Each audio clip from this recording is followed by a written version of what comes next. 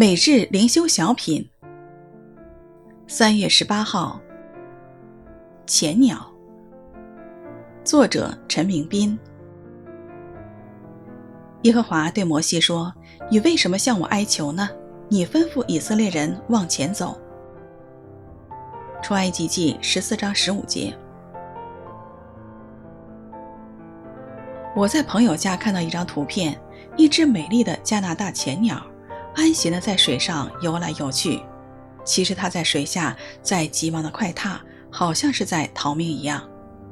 摩西对百姓的恶言所做的回应，真像这只前鸟的镇定。摩西的话蛮有信心，不要惧怕，只管站住。看耶和华今天向你们所实行的救恩，你们只管静默，不要作声。如诗人所言，你们要休息，要知道我是神。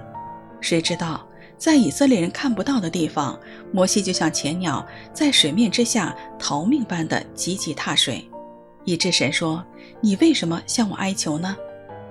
这正是属灵领袖的真实写照。虽然我们内心有惊惧，但是为了全群，我们要保持冷静，否则会叫全群更加的惊慌。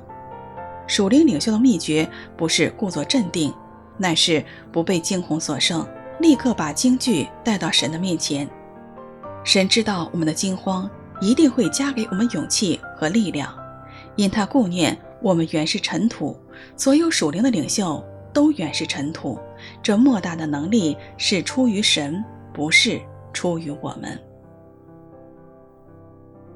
耶和华对摩西说：你为什么向我哀求呢？你吩咐以色列人往前走。出埃及记14章15节。